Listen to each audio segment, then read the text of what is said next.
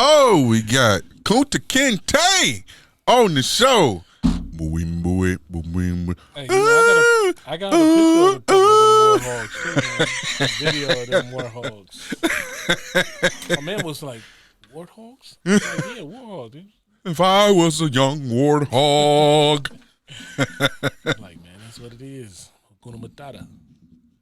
All right, man, what's up? You can hear me good? I can hear you, man. Yeah. You on 4. Yeah, all right. Yeah, baby. What's a good word for the day, man? Welcome to the Golden Experience. I got on the show, brother, Tamuk Scruggs.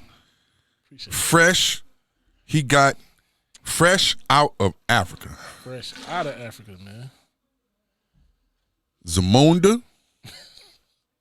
Wakanda. All power to the people. Senegal. Beautiful. All of that. He came back.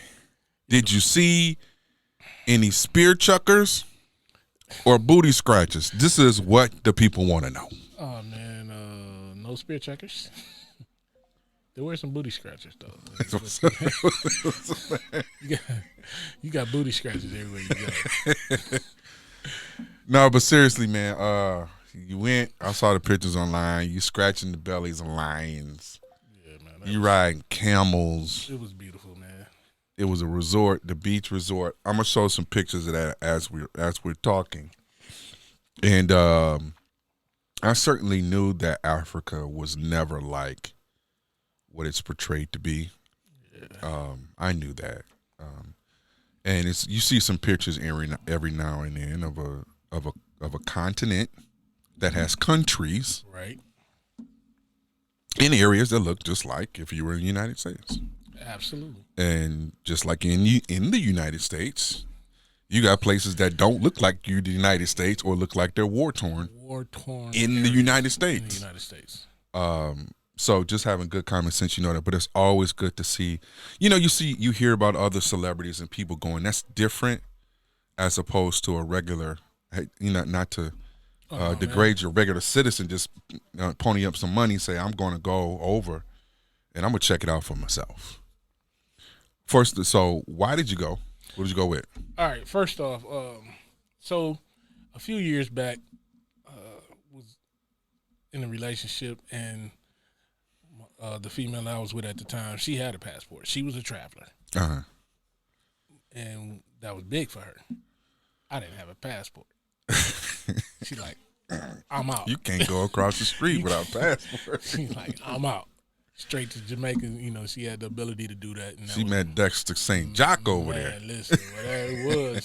She was going before she was going, before we got together. She went while we was together. She probably there now, but, that was something that we had worked on and talked about, making sure that I, leveled up.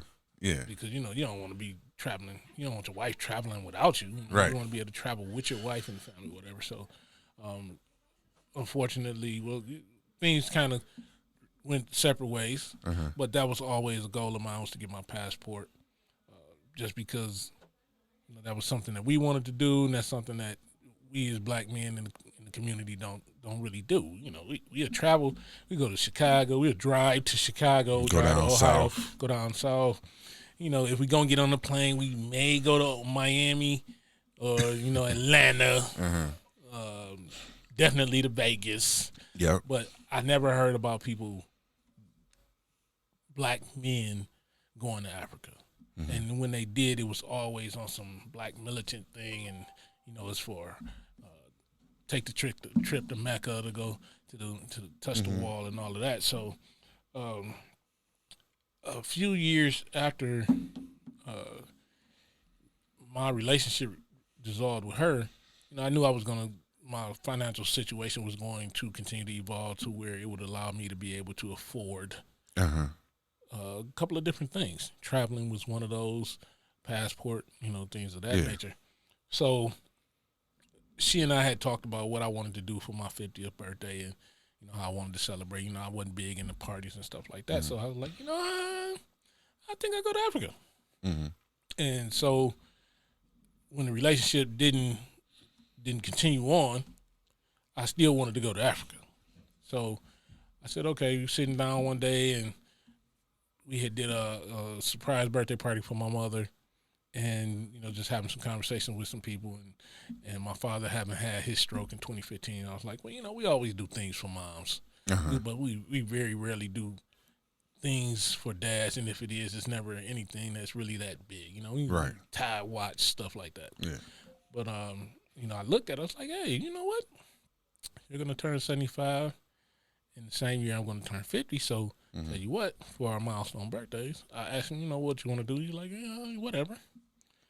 I said, I tell you what, I'll take you to Africa. He's, no, okay. He was just that nonchalant about it, so just over the years, I've just continued to stay focused on that. People always ask me every year, like, hey, man, you still going to Africa? What's going on with that? I said, well, yeah, I'm still going, and I'm taking my dad. And, females over the time, you're not taking me? No. No, this is a trip that I told my father that we're going to take, and even though I would love to take you, this is going to be something that will be meaningful for mine and his relationship, based on the things that he's put into me all my life, and the things that I'm out here in the community talking about and trying to educate people on and empower people with now. So I was like, yeah, we'll do it. So finally got my passport. And was like, oh, wow, this big. So I ain't just get my passport. I was like, you know what? Oh, y'all gonna let me see how this gonna work out. Let me passport card, enhanced ID. I was like, I want it all. So I got everything all at one time: my passport book, my passport card, my enhanced ID, and my driver's license, because I ain't want no issues. Right. Because when you're a black man, you got to make sure you got everything together. And so, as soon as I put my application in, and it took a couple of months, and just so I can educate a couple of people, because I've gotten this question since I've been back. If you are a felon, you can get a passport, unless you have warrants. Right, because you ain't supposed to be leaving nowhere. Can't go nowhere. Makes sense. One of the other restrictions is that if you owe child support, you cannot get a passport unless you are in your final 2 weeks of payments to the friend of the court. If you owe. But if you're current, you good. If you're current, you can. Gotcha. If you have arrearage, unless you're in your last 2 weeks, unless there's special circumstances, you won't be able to get a passport. So I've been trying to educate people on that. Okay. So one of the other questions was, well, how long does it take to get a passport? So for me, I wanted the expedited passport, because I didn't want, with COVID going on, I didn't know how long it was going to take. So I said, you know what, let me just pay for it, and then we'll see how long it takes. So they have 2 expedited passports. They have one that is an emergency passport that will allow you to travel overseas to other countries if there's a death in the family. Right.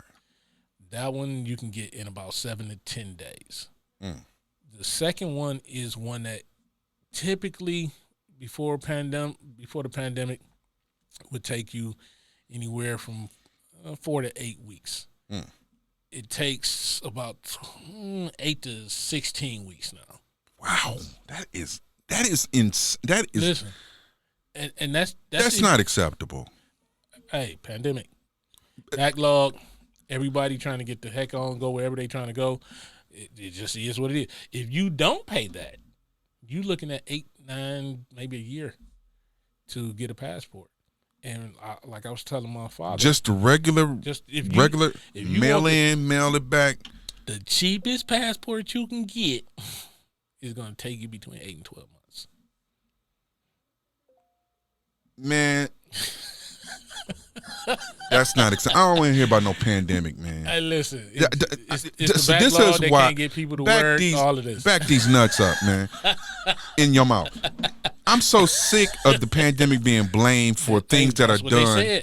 things that are done electronic. This is all electronic. You ain't doing nothing but pushing a button. I get it. But they doing background checks and all this other stuff, and people are off. This is all the things that they're telling people. So I know that. I know, and I'm sick and tired of that, man. Like, it's not okay that things is backed up. This is a federal thing. It is. So the federal government didn't shut down. Hey, man. Federal government didn't shut down. Listen. They were still working. They were. Only 5 states in these United States shut down. Only 5. You right. Only 5. Hey, listen. I'm waiting on unemployment checks right now. Man, there you go. Listen, don't listen. I need my $300. Hold on. My extra $300. You know, listen. People are waiting 6 months. Some people didn't get theirs from last year. Oh, I know. They gonna get it. Thank you, Gretchen Whitmer. That is your responsibility. I'm sorry if you don't like it, but it is. It is, and they're gonna get it, and it's gonna be a nice little chunk of cash when they do. But they was late 6 months on mine. Hey, listen, I believe it. 6 months, and I was calling everybody. I was calling the state. Call your state rep. Call your state all your reps. Call them. And harass them. Email them. All of that. Show up. I was this close to showing up in Lansing, bro. On the door. I know. I'm not playing, bro. I'm not either. I was gonna get. We got a whole Facebook group for the UIA. A whole Facebook group. I know. We need to show up at her. Not at the Capitol. At her house. Listen, listen. Y'all didn't want to show up at the house. The last set of people that tried to show up at her house. Listen, I was bringing the Proud Boys with me, and that's why they get ready to go to prison now. That's a trip you might want to skip. But I was ready to go to the crib, bro. I feel you. Hey, where my money? Right, straight up. If I got to come take it out your pocket, that's what's gonna happen. But yeah, but no, man. So went through the whole process of getting the passport and. Just trying to make sure I reassure my father and say, hey, listen, this is what we're going to do. And when I finally got my passport book in hand, I jumped straight on Delta site. I looked at Spirit, and then I said, you know what? This is special. I can't do Spirit. No, you can't do Spirit, bro. The Spirit even have first class flights. Hey, every flight on Spirit is a first class flight with them lawn chairs with, outdoor pillow cushions. It just is what it is. No, man, but I said, you know what? I want to make sure that my dad is comfortable. And so I went to looking at prices, and I said, okay. So this was in May because it took, like I said, I put my app in February. April, May, March, April, May, 3 months, almost June, somewhere, right around the end of March, end of May, beginning of June. The actual passport book hit. I said, hey, hey, let's go check on some things. And it's like, hey, these I ain't been traveling in a minute, so these prices look kind of high. I was like, let me go back to Spirit site.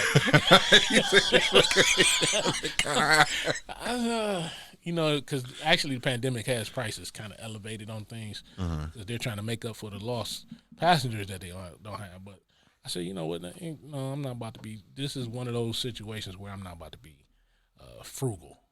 Yeah. This is my dad. So there's some things that he's put into me and financially invested in me. Yeah. And he didn't have to, even when we weren't always on the best of terms. And I said, you know what? I mean, okay. I might take Spirit. He can take, American Airlines or something. But then I was like, I looked at some prices to leave on a Tuesday.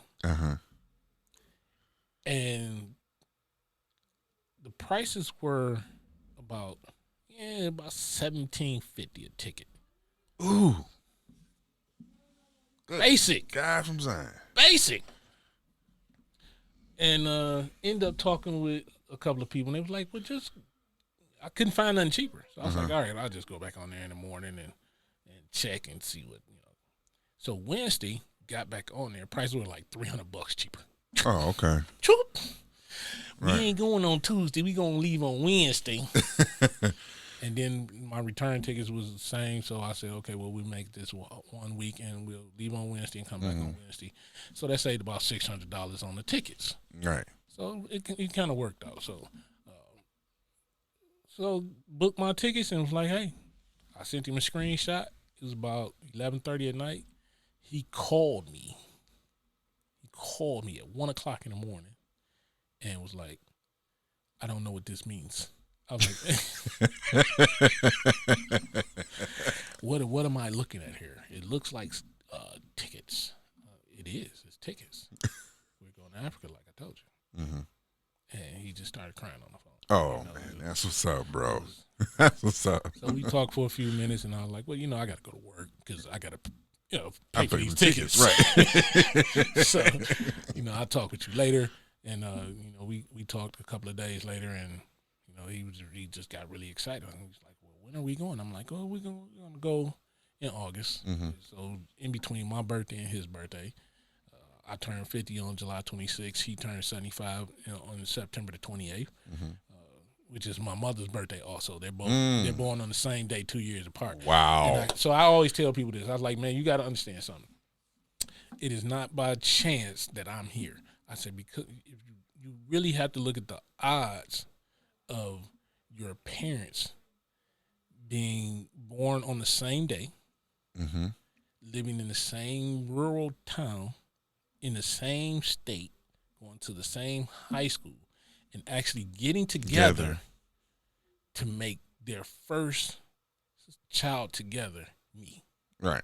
And that's just big. And so my father, being a black activist like he was, decided to, after watching Roots and all of that stuff, and just being active in the black community, decided that he was going to give me a strong black African name. Yep. Simba. Behold, the only thing in the universe greater than thyself. Right out the movie, man. It was crazy. He said he actually did that. My mama laughed and said he actually did. And so he gave me my name, and gave me the Swahili name and all of this. And so he gave me a name he wanted me to kind of honor and live up to. So all of this has been in the making. It just took this long for it to come to fruition. Gotcha. What else, man? What you got? Oh, okay. All right. I just want to let you. Okay. Hey, man, because I be needing to let you get back in, because it's a talk show. I know how to talk. You know what I'm saying? All right. So that's how it happened. Right. What it costs. So the flight over there is how long? So they had a couple of flights, but my flight I had one layover. We had a flight from Metro to Paris, France, which was 8 hours. Mm-hmm. We had a 8-hour layover in Paris, France, and then there was a 6-hour flight to Dakar, Senegal. Mm-hmm. Now it's crazy because the flight back was only like 6 hours. Wait a minute, hold on, man. What you mean, dog? How do you do? Because we came back. So when we flew back directly from Africa to New York to JFK. Oh, okay. And then from JFK to Detroit. I was like, but like I said, the tickets for the on the way over there versus on the way back with the one stop or whatever, it saved me that $600. Right. Because the nonstop, I was like, no, that's too long to be sitting on the plane. And for that cost, I was like, man, listen. People that fly first class either are flying from a business or they got some bread. So they got some money, man. Right. I mean, them seats comfortable, but they ain't worth. You talking about $3,000-$4,000, upwards of $8,000. Ooh. $8,000 on a ticket. Man, one ticket, bro. Listen, for $8,000, you can get partial jet ownership. I did not know that. You can get partial jet. You can drive up to the gate. You ain't got to go through TSA. You can drive. Hey, fuel up the plane, please. Yep. And you can go straight from city airport straight to Africa and be done with it. You ain't gotta do all that. $8,000, it's like. But I digress. Oh, anyway, but okay, so that's how long it take. So you got there, you landed, and what was your first thought when you land? What were you thinking? And how did the people treat you? It's it's kind of surreal, bro, because you watch all the movies, you hear all the stories, you watch all the commercials, all the infomercials of the propaganda with the little kids and the flies everywhere, and one little kid don't have no arm, or another Right. little kid sleeping on the street, and 29 cent a day will give to will feed a family of four for a month, and all Right. this. Man, it was. We stepped off the plane, and it's like, man, you just naturally feel the energy. Like, okay, this my home continent, Mm-hmm. and you can feel that. And my father just was like, "This is amazing." Mm-hmm. It, to to the outsider, it just like you done flew to Atlanta.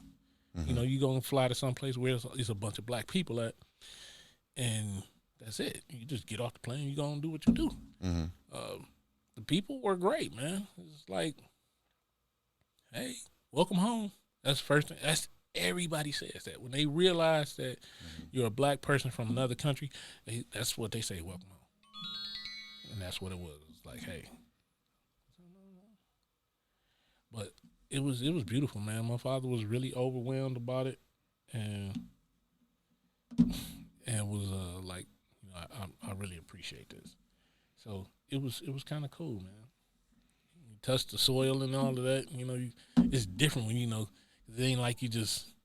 They got a bunch of red dirt like down south in North Carolina, Yeah. so it's like red clay dirt. Uh-huh. So he really felt connected then because he's from North Carolina, Uh-huh. and they got that everywhere. So he was like, "Yeah, I'm really at home." Like because his parents didn't really give him the impression that we were really connected, but disconnected from Africa and from our ancestors and all of that. They listen. They was just trying to survive in the South. Yeah. So it wasn't like, man, what you black, you need to go back to Africa, and he grew up in the '60s when in his young adult time frame, when there was a lot of black activism going on, when they were talking about making this trip back to Africa and all of this, there wasn't that big push from his parents. But for us, for me, 1971, my dad coming through that, being 25 years old, like, hey, this is what you need to start getting. I'm gonna prepare my children for the revolution. Mm-hmm. And so when we got back to Africa, it was like, and we got there like 9:30, 10 o'clock at night. Okay. And it had rained the day before, so everything was flooded. It was like the flood we had back here in June, so it was like water everywhere. I thought she was supposed to fix the damn road. Come on, man. That. Anyway, go ahead, man. She was gonna fix the road with all that unemployment money that's held up. She got sitting in the bank drawing interest, man. But no, man, we the hotel we stayed at was like, I've been comparing it to here. It's like being at the St. Regis, right in the middle of the hood. So the St. Regis right here on the boulevard in Detroit, and so you can go there. It's a really nice hotel, but in the midst, if you go too far down Grand Boulevard, then you right back to the neighborhood, and then you go too far the other way, you right back in the neighborhood. But you still right in the middle, in a really nice hotel. And he loved that, man. It's like street vendors everywhere, people just walking. People was walking, and he just taking it all in, looking at everybody, and they were really in their whole African garb. We see it on the commercials and in the videos and music videos and stuff they have on their traditional, prints and kente prints and all of this, and they walk around like that. Okay. And it was kind of cool to see that. What language are they speaking? You went to Senegal, right? We went to Senegal. What language are they speaking? So And Senegal is a French province, so it is the language there. They basically speaks French. Okay. So, but their African dialect is called Wolof. So there are people there that speak like 3-4 different languages from that region. So there are 4 areas in the French province that they're considered French nationalists. So that's the language that they speak. So all the kids grow up learning French, and everybody there speaks French. And unless you go and you have an elder that teaches you the traditional African language, then that's what you speak is French. What about, obviously there's some English speakers there. They have English speaking individuals in Senegal, but those are individuals who are educated in certain schools. Okay. And those are the children that are that grasp education a little bit quicker and more efficiently than everybody else. So they're elevated. So they're like, for our kids here, they're like our gifted kids here. And like, so when we went on our safari with the lions, there was a young lady there, great English, like she had been in the States and grew up in the States, never left the country. And she was there with her brother and his girlfriend, but his brother lived in Paris. His girlfriend was from Senegal, and he spoke English and French as well. And he was like, I don't know where she got it from. But it was they speak, some people speak English. Like our tour guide, he spoke 5 different languages. So, but he spoke English very well. But he also spoke French just as well. So, okay. And his native tongue of Wolof as well. They right between it. It was crazy to hear conversational language between 3 different people and their dialects. Because he was mixing English with French and all of this together, translating back and forth between everybody. And just, me sitting there thinking like, man, his brain is functioning so fast to understand all of us talking at the same time. Now, it's got to be crazy, man. I was like, I'm still trying to learn how to use there, and two and two. Right. We got some people still trying to learn the English language and then frown on other people's who use the English language and know how to enunciate certain words when we code switch. But code switching, man. My lexicon ain't bad. That's all I'm saying. And I can pronounce the words properly too. I can't spell worth the lick, but there you go. Like I tell people, I said, you know what? Don't use no words you can't spell or explain. I can explain it. I can't spell it. All right. Anyway, so he was over there multilingual. They treated you well. Certain spots you didn't want to go to. So certain spots was city, and certain spots one city, right? Yeah. No, there was no spot, no particular space or area that I did not want to go to. And so I'm just be clear on that. There was, because they don't have a very high crime rate. It's not like you got to really worry about no crime over there. Now, you might have a pickpocket or two. You got some basic crimes. Yeah. No, but you ain't trying to go to the gas station on 6 Mile. I ain't got to worry about. And worried about. Yeah, I mean you kind of do depending on where you at, but it ain't like you about to get no pistol or nothing pulled on you. Or none of that. You ain't about to get carjacked so it's crazy. There were a lot of areas that didn't have street lights or street signals. Traffic signals.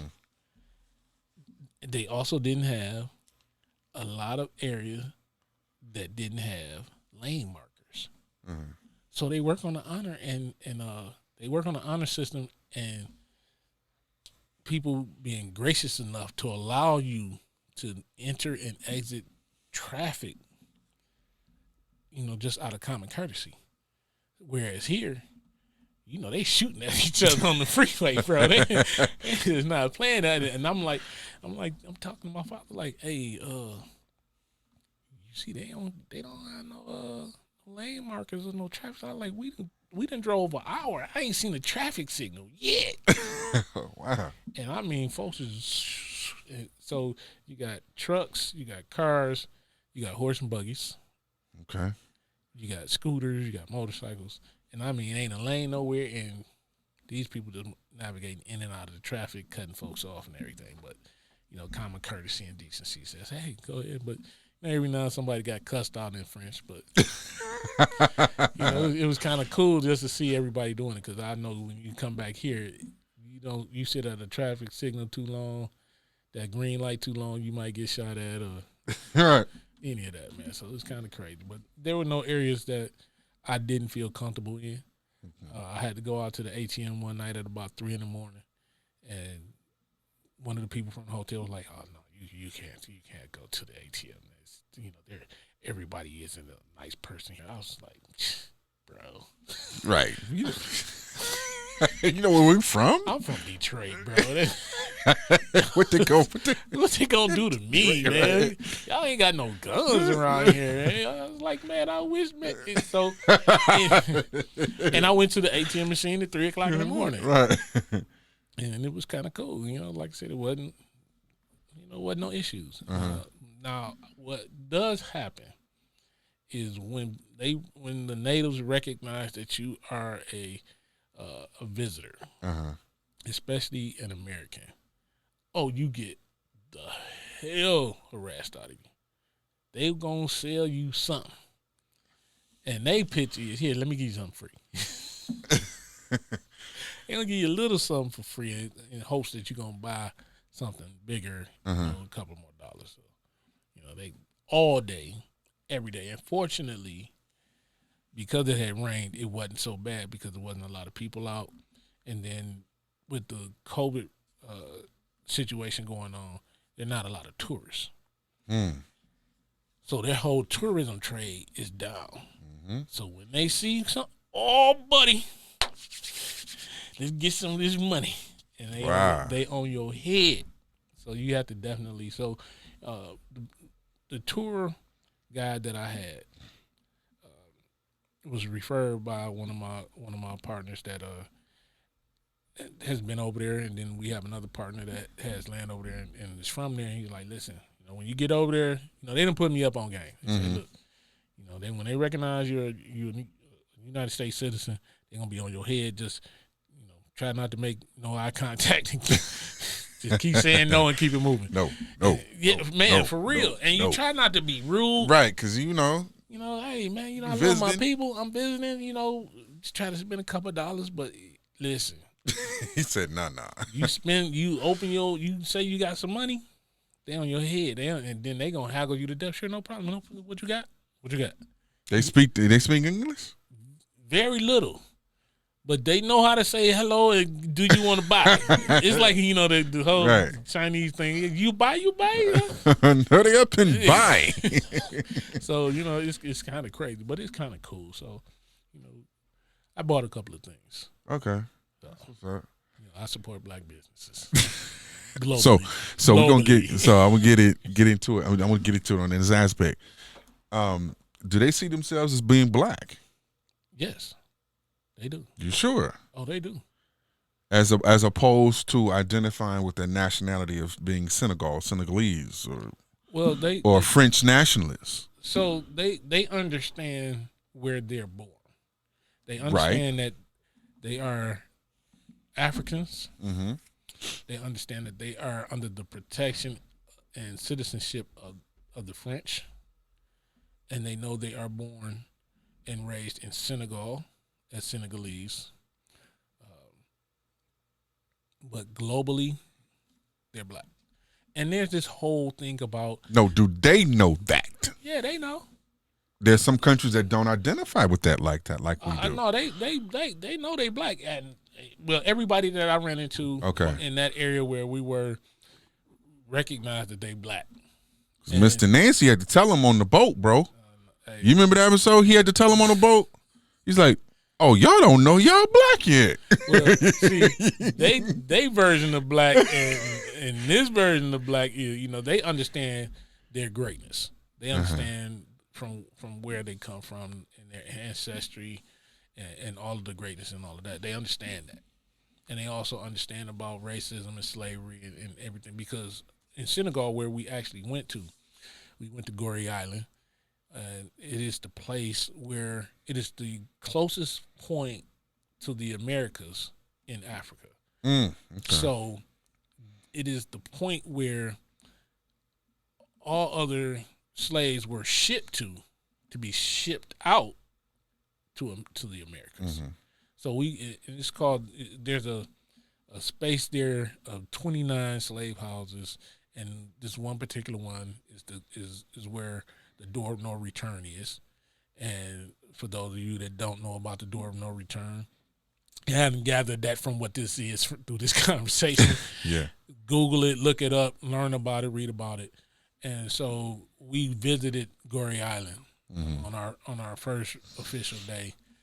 Took the ferry over and visited, and it was very emotional because you learn bits and pieces about the slave trade and people being stacked 6 high on the boats and in bondage, in chains, head mask, neck chains, chained by the feet, just living in squalor while on the boats. But to go and see the place where they were stored and stacked and basically jailed, it was really, you could feel that energy in the space.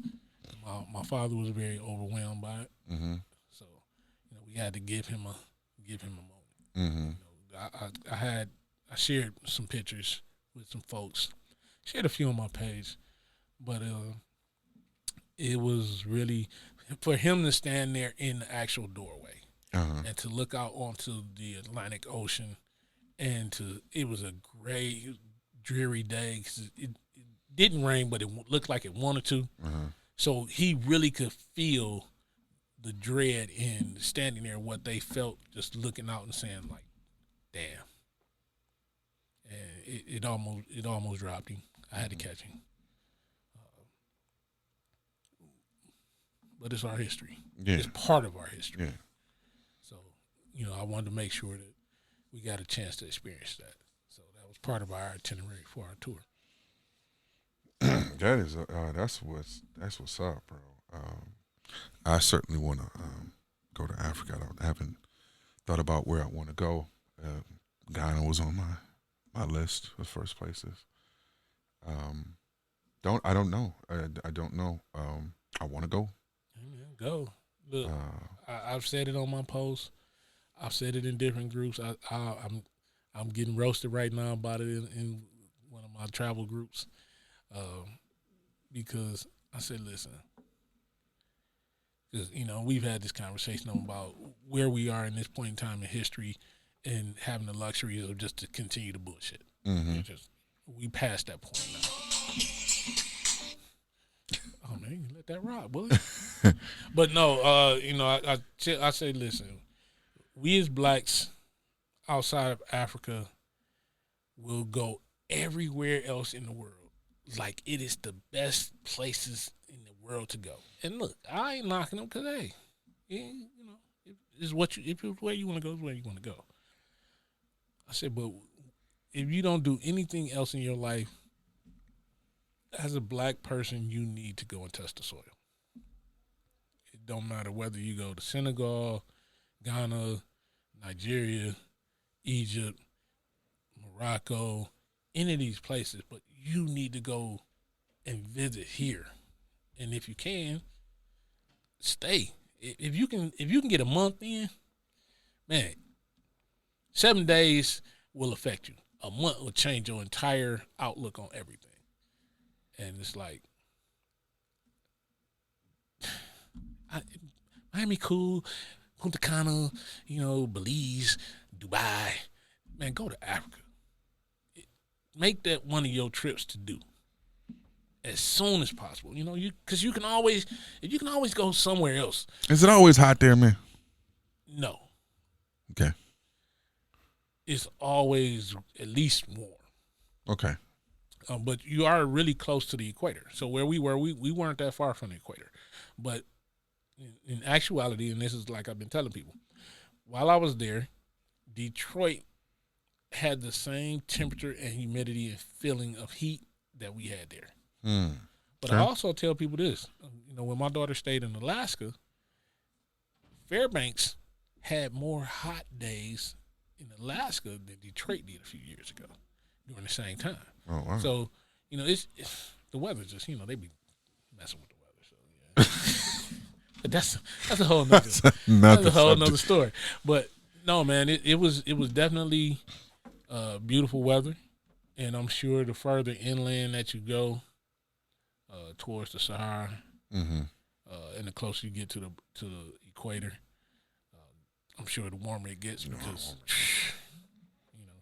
depending on what time of the year you go. Right. What season is it with them over there? Right now they're in their rainy season. Actually, was that fall? Was that basically? Okay. Yeah. So they're running just about maybe about a month or two ahead of us. Oh, I see. Okay. So they just came out of one of their hot seasons, which runs basically from October to June, and then it goes into their rainy season, which quickly turns into their winter season. But their winter season it gets to about 55, 60 in Senegal. And that's because that was one of the things I wanted to ask is everybody's out, and they're out, and their little shanties have little metal roofs and stuff like that. So I was like, that don't look like that'll support no snow. So right. So what's y'all winter like? He was like, well, we don't really get snow, but it gets you need a coat. Like, it usually gets down to about 55 degrees. So that's how it was in Texas as well. So, it's like, hey, wintertime you don't really get snow. You just get a little chillier than hell. Right. Hot hell, So, but it was cool. But we talked about that too. Okay. I don't know, man. You got anything else, bro? Oh, man. Look, so one of the reasons why we were over there was to celebrate for our milestones. But one of the other reasons was to go and look at some land in Senegal. So that's one of the reasons why I picked Senegal. Okay. Because one of the guys from the investment group was like, hey, land is really cheap over there, and y'all might want to grab some. And I was like, okay, well, why there? And it's like, well, Akon is building Akon City. It's about an hour and a half, 2 hours away. So if you get land now, by the time he gets done building this $100 billion city, everything around it is going to go up. So Senegal is a solar-based country. So he's building a solar-based, basically a city inside the country. Mm-hmm. And so everything is, it's going to increase in value. And so one of the things like we talked about before is they don't have the property tax situation over there. So once you buy it, it's yours for your generations until somebody in your family, in your lineage decides that they want to sell it. So you can get the land, put on it what you want, build on it as slowly or as quickly as you want to, and it's yours for forever. And each generation builds on top of it. So you're not losing it unless somebody just come and stick you up for it. Investing in Africa. I'm doing it. That's good. Hey, let me know about that. How much it costs, bro? How do you do that internationally? You got to go over there. You got to wire the money. You got to write them a check. What we talking? Man, you in the real estate game, bro. Hey, man, that's I'm real estate of one state. That's international. The game is the game, bro. You got a counterpart everywhere you go. So it's just that's true. EXP is worldwide. There you go. You know what I'm saying? You got a counterpart it is over worldwide. There, so I'm sure if you wanted to. Now that I think about it, I'm gonna get on that. And at least if we do have someone there from EXP, then I'm gonna find out. Yeah, man. At least, okay. Because trust me, I'm sure they got. I know they got real estate agents. They got agents everywhere. Anywhere that there's some land, there's an agent to sell it. Yeah. And so our tour guide was talking about it. He actually introduced me to one of the hotel owners who, black man. Actually, all the hotels we stayed in were black owned. So he introduced me as a networking thing. So he's like, hey, I know y'all talking about doing some land acquisition over here, so I want to introduce you to somebody who we know is honorable and above grade and knows the land and knows the processes and everything, and is always out here helping people anyway. So it'd be a good connect. So Right. he hooked that up, and I'll be contacting my man shortly, and it's just cool to be able to have contacts globally to be able to do the things that you want to do. And we all know owning land and property is one of the keys to creating generational wealth and passing on generational wealth. So that is right, especially in an area that's going to be developed and will actually change history for that continent and for the countries that it serves, over the next 5 years. So, I'm trying to get in now because I got a couple of years left, and I ain't trying to keep working. I hear. I need the passive income. Right, for real. So, so that's why we going over there and looking at it. I'm like, I want to visit, but we gonna go and get this bread. So the trip money was an investment.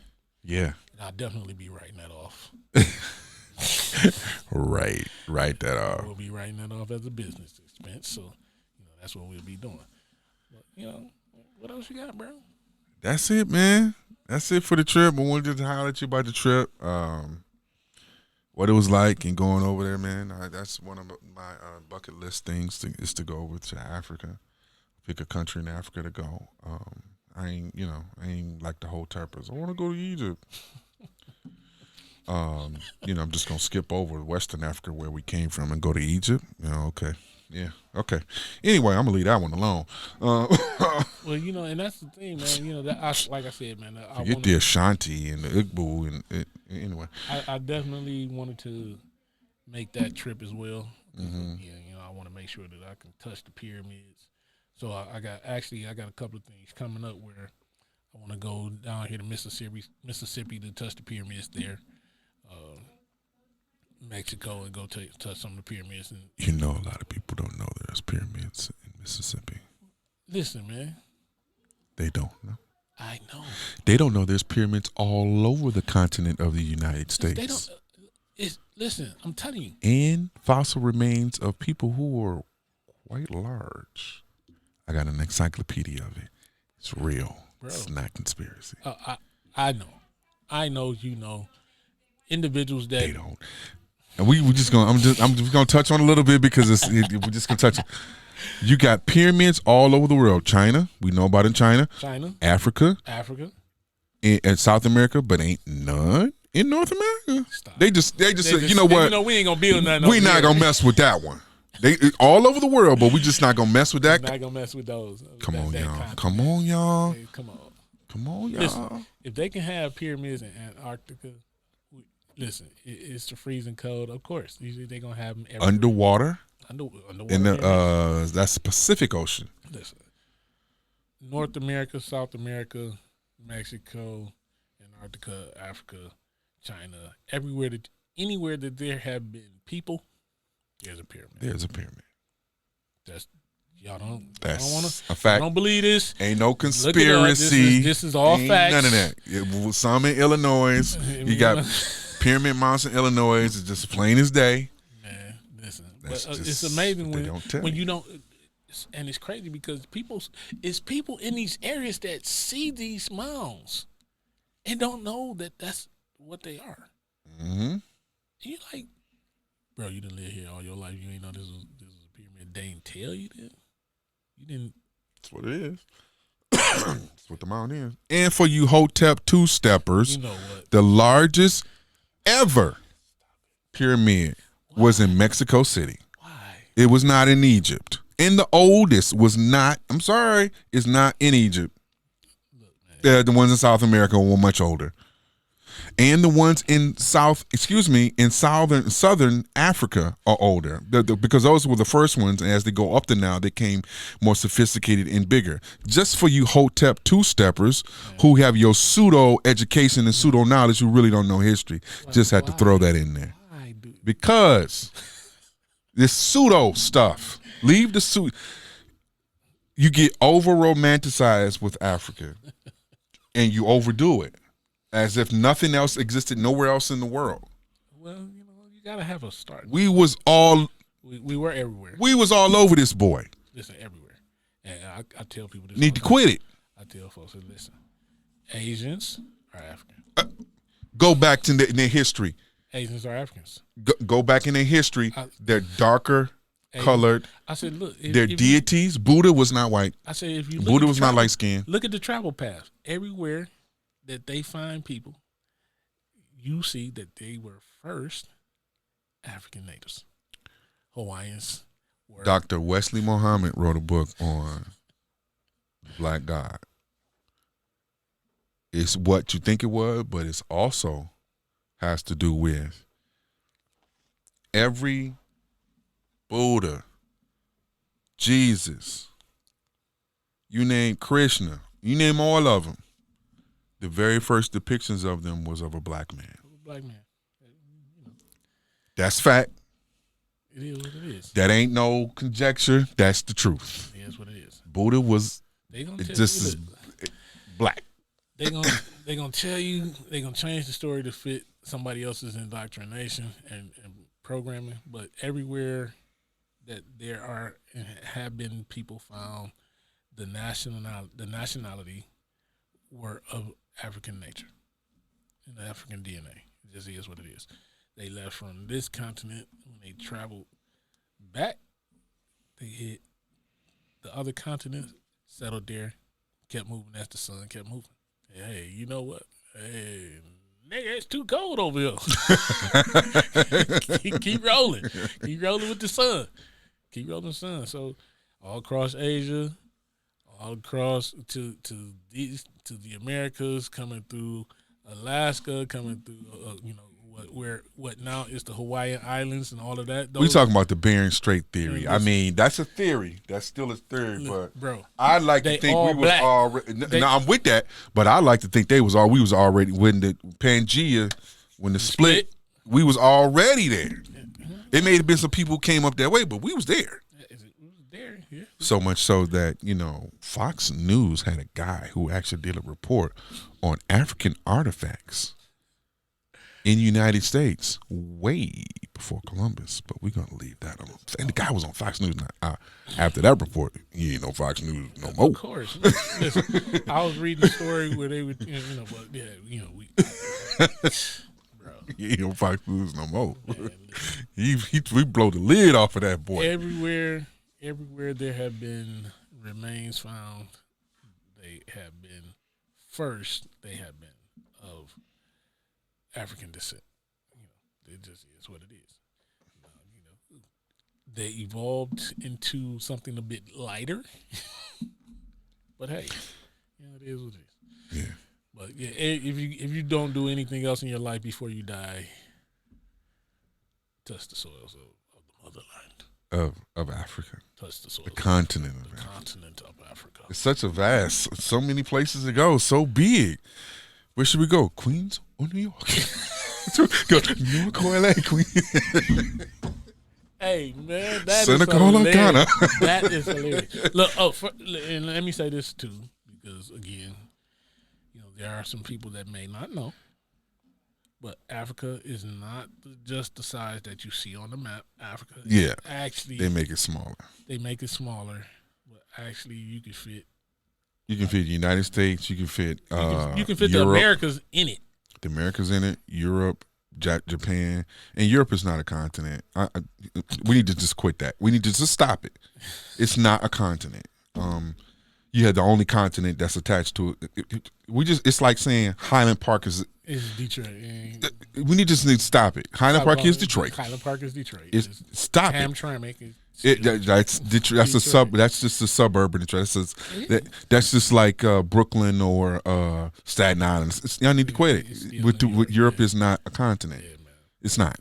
But take a look, study, find out just how big Africa is, so you can see for yourself just how ginormous the continent actually is, and then you'll start to understand the scale of the amount of people in it and their ability to migrate and what it's. Man, listen, riding a camel.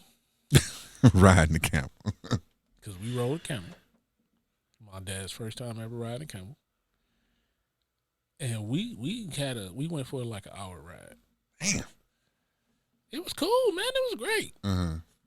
I don't know how in the hell they rode across deserts On camel. on camels. You got to be determined, bro. They was pressed. With all that hot garment on, bro, I said our ancestors was hard. It was hard. They was hard, bro. Some dogs. They was real animals, because you got to, man, riding across a desert in full garb with no shade across the sand on a camel. Oh, my goodness. Just the hemorrhoids by itself. It's a camel. On loaded camels, bro. Mm-hmm. For days, not hours. Days. It take a long time to travel across the desert. Because, again, Africa ain't little. Yeah. It's like, it's huge. It's huge. Like, for real huge. Like, Bro. no joke, huge. Imagine trying to walk from Chicago to Ohio. That's what it feel like. It's like feet hurt. Yeah. That's a hard trip. You got to cross. Yeah, Africa is like leaving, probably like flying, like the trip from Florida all the way down to the bottom of South America. Man. That's how big Africa is, bro. That's a long travel. I couldn't imagine going to South Africa. Good grief. Like, man, listen, I got to stay here a couple months, bro, because the trip is a beast. It is, man. I'm trying. Look, I'm telling you, I'm trying to work on some things where my passive income can put me in a position to afford to go and stay months at a time. Yeah, because. And this was the cool thing. So, because we were talking about the real estate, is because if you own real estate there, mm-hmm. you can be designated as a citizen of the continent. Word? That's what bro said. Oh, let me get on. See who they got over at EXP to get some land, bro. Because I was what it take to be a dual citizen. So he was telling me the process, mm-hmm. and basically, if you own land there, you just basically get a letter stating that you're a land owner or property owner in Senegal or whatever, and they'll give you a letter saying you are a citizen mm-hmm. and property owner of this particular country, and you're a citizen. Wow! Without having to renounce your citizenship here in America. Mm-hmm. So I was like, man, screw Mexico. Because I want to own land in Mexico as well. Uh-huh. So Mexico, Africa, South America are all places where I want to own some land. But there are certain issues that you have to abide by and go through in order to become a citizen and to be able to own land in those countries. So mm-hmm. it's like, but hey, I can own land in my native land. I can own land in Africa. Let me get there. Yeah. That's big. I just said, I was sitting there like, man, like it'd be just, I can hear my grandkids saying, my grandpa owns land in Africa. How cool is that, bro? Yeah. You 16 years old and your grandfather owns land. What you doing for the summer? We're gonna go visit my granddad. Where he down south something? No, he in Africa. We're gonna go over there, stay the summer. Kids tease on Right. What your daddy do? Oh, he own a 84 Cutlass. 84 Cutlass. Hey, shout out to everybody with them Tarka tops. You know what I'm saying? All right, man. Let me get off this thing. Let you go. We gotta get something to eat, bro.